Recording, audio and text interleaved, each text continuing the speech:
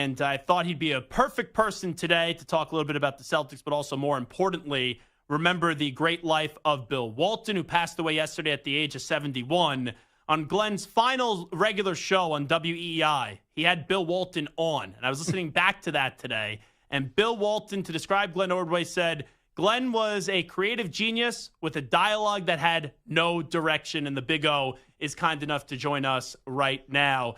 Glenn, first off, my condolences, and appreciate you jumping on board with us today. Zach, always great talking to you, pal. Well, thanks so much for coming on. I want to start off, it's funny, we were talking about Bill Walton earlier, and with all the accolades that he had, no one wants to talk about on the court. It's always off the court with Bill. Bill's a big reason why you became a Deadhead and a big fan of the Grateful Dead. Is that correct?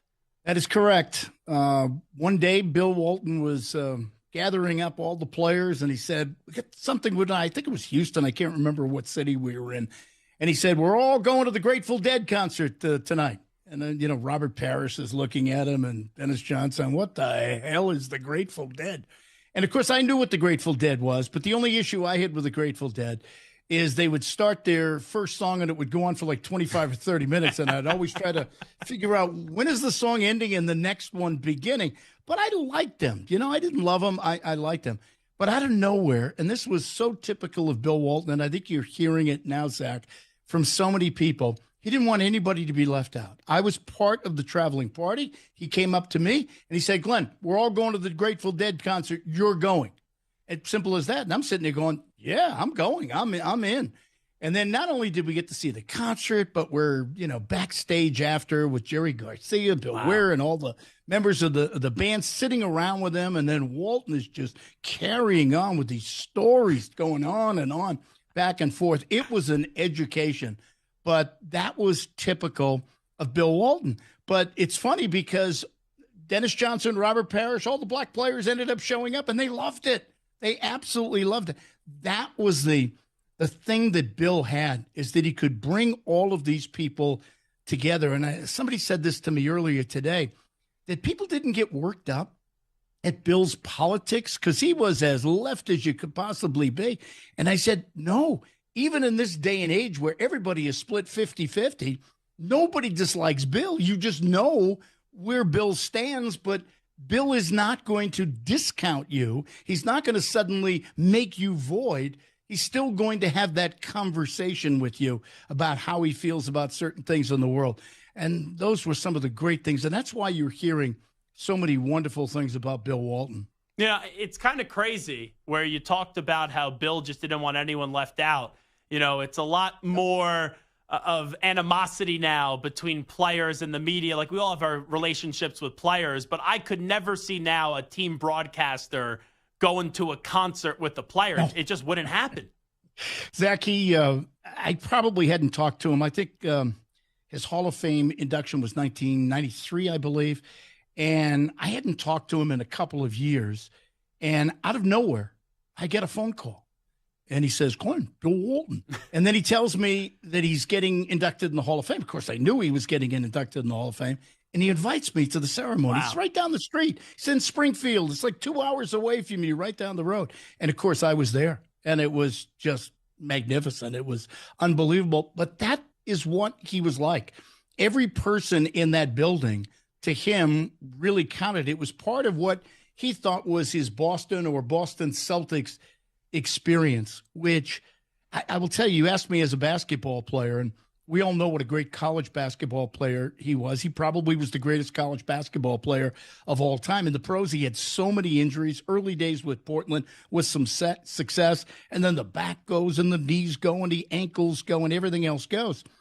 He comes to the Boston Celtics, and he's so excited. I remember that first summer, he comes to the Boston Celtics in a trade, and he's just so excited. His career has been revived, even though he left, San Diego, his hometown. This was incredible.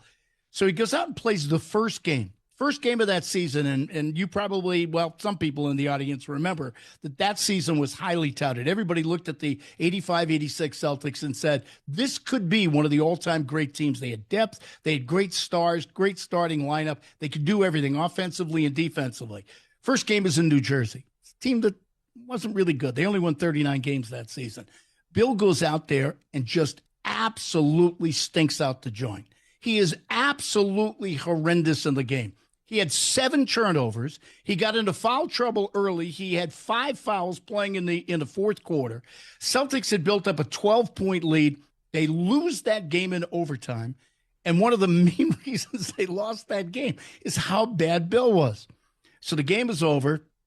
Players are in the locker room and then on the team bus. And Bill's going around apologizing to all of the players because now this is the highly touted Bill Walton, the great redhead, and he's coming to Boston, and this first game was disastrous. He comes out and greets the media because they were asking him about his first experience. He said, I am a disgrace to the game of basketball. I should not be on this team or any team. I am a complete disgrace to basketball. Well, I remember on the bus, he was going around apologizing, and then on the team plane apologizing to everybody, and the players were just laughing. And it kind of broke the ice. And from there on, he got better every game. I think 3-4 games into it, it was a Milwaukee game, and he was absolutely terrific. And, of course, he won the 6th Player of the Year that year. But just to see him as he had built up this coming to Boston, how the revival of his career, and to see it all crash in New Jersey, of all places. But that was Bill. He was just totally honest, and he was totally honest about himself. And Glenn Ordway here with us, Boston royalty in the sports media world, is Remember the Life of Bill Walton. As we talked about earlier, it's a different time now, but one of my favorite stories ever is when he goes to Boston. He's in the hospital trying to get cleared for the physical. The doctor's like, we can't clear him. And Red Auerbach comes walking into a hospital smoking a cigar, and he's like, this is my bleeping show. All the doctors out. Hey, Bill, you want to play? You good to play? And then, boom, that's how he gets cleared to play. That's a great story, too. Yeah, the best part of that story is Red going into Mass General Hospital with a cigar as if it's allowed. You can walk into a hospital, you can smoke a cigar. Even in those days, I think that was off limits. But, I mean, that was Bill Walton. He wanted to play in the worst way. I watched him through that entire season, Zach. And I'm telling you, he played 80 games that year. That was the most he had ever played in the NBA. Most of his seasons were 35, 45. I think he had one game of 65. He played 80 games, and he averaged just under 20 minutes a game, I believe, during that season. But let me tell you, he had to will himself to play many of those games. He had those legs in ice buckets just to get going out on the court to be able to play those games. But that told me how important that season was for him. Sure. He had known that he had real setbacks in his career, that his career was not what he thought it was going to be. But this was a way in which he could make it all good again. And he did. And unfortunately, the next year, he ended up busting his ankle or whatever, believe it or not, on an exercise bike. It was something as weird as that. But he was just a blast to be around, so much fun. And you're right. He came on my last show. He called my show on my last show because we had built up a good friendship over the years, and he was a regular guest. And then the problem I had with him is that when you would bring him on, and you get a 15-minute segment, a 17-minute segment or whatever, you'd ask him one question. And then 15 minutes later, you'd have to interrupt him. Bill, Bill, we only have one segment here. And he did call that last show. And I hate to say it because you correctly termed what he said about me, but he said that about a lot of people because Bill, he did. It was not unique. He said it about a lot of people. You don't have to tell anyone that, Glenn. Yeah, it's a great line. Yeah, but that's what Bill was like. He embraced other people and, to the point where he was interested in who you were and what you do and what life is like for you. And you tell me, you've been around professional sports long enough now. You don't see a lot of people that do that. No. They want the attention on them, but they're never interested in anybody else. And he was interested in the garden crew, the security crew, and going up to them and asking them questions about their lives. That was Bill Walton. Well, that's the crazy part. Like in the last 24 hours since we found out about this, I understand he had a lot of injuries, but still a Hall of Famer, so many accolades, but everyone wants to talk about stories that really have nothing to do with basketball for a guy that should be remembered for basketball, but he won't be because of his unique ability, especially, you had a different perspective during the career, but for a lot of people after his playing career. Yep. Yeah, no, I think if he were healthy, you would see a career out of him that would be very similar to what you're seeing with Jokic right now out in Denver. I think the difference was Jokic can dribble the ball, take the ball up the floor. Bill had great mobility up and down the floor when he was healthy, but his key was passing. So when he got the ball in the backcourt, he's making that first quick pass into the front court. Then he's running, and then he's operating the offense. But I would say a very similar game, other than the dribbling aspect of Jokic. He would have been a dominant force as a pro, and we might be talking about him in the same conversation with Michael Jordan and Kobe and all of the other greats. Yeah, it's kind of wild because you go through it, right? He won 2 championships in college, 2 in the pros, was an MVP in the pros, finals MVP as well, 3-time player of the year in college basketball. You talked about the 6th man with the Celtics. Like, that's a career most people would do anything for. And for Bill, most people just go, oh, imagine if he didn't get hurt. So it's a great conversation to bring up. There's no doubt about it, Glenn. No question. Wrapping up with Glenn Ordway. Yeah, go ahead. Sorry. No, I was just going to say that everybody's saying it in the last couple of days. Imagine if he were somewhat healthy, because you talk about, forget about somewhat healthy. He had a disastrous career injury-wise. You want to look at the resume of injuries through his career, it was a complete disaster. And yet you just read his playing resume, still pretty damn good. Yeah, no doubt about it. All right, assuming Glenn Ordway, who's here with us now, that it's going to be the Mavericks up against the Celtics with Dallas up 3-0. They could close it out tonight. Yep. Give me a little feel of that with Kyrie going back to play a fan base that deservedly so should want nothing to do with him and will boo the crap out of him with the way that Kyrie behaved in Boston. Well, I'll tell you what, that's going to be fantastic theater. I thought Dallas would be really good in the postseason. I did not think they would win it. I thought it was going to be Denver, but here it is. It looks like it's going to be Dallas. Kyrie has been great throughout the playoffs, and he and Luka, I've heard people say it, it is the greatest offensive backcourt in the history of the NBA. The interesting part about Kyrie is since he left the Celtics, he has been absolute toast in virtually every single game against them. It's almost like the nerves get to him. He tries to do too much, and he ends up making a lot of mistakes. So to watch him is going to be fascinating. Luka, obviously, we know what he's like. When the game is on the line, in clutch, will take that 3 from 35 feet away and then fall somewhere into the stands. We know what he's like. I just think, Zach, that the Celtics are just more talented.